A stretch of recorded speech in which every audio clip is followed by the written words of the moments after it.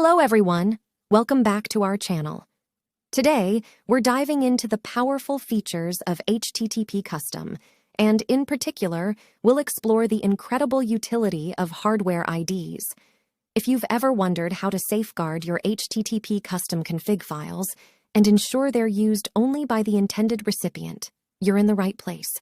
I'll walk you through the steps to access and enter hardware IDs seamlessly. But before we begin, don't forget to hit the like button, share this video with fellow HTTP Custom users, and of course, subscribe for more tech insights. Section 1. Accessing Hardware ID.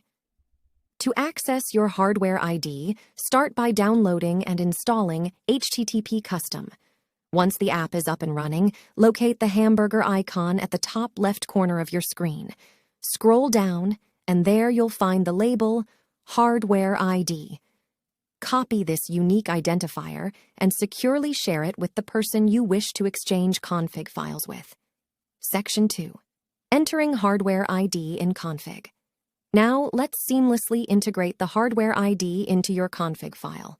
Begin by setting up a new config file. Click on the plus icon located at the bottom right, then save the config to proceed. Assign a name to your file and don't forget the crucial step. Check the HWID, Hardware ID label. A box will appear. Simply enter the hardware ID of the recipient and save the configuration. It's that simple. Thank you for joining me today. If you found this tutorial helpful, remember to like, share, and subscribe for more valuable content. Until next time, happy configuring.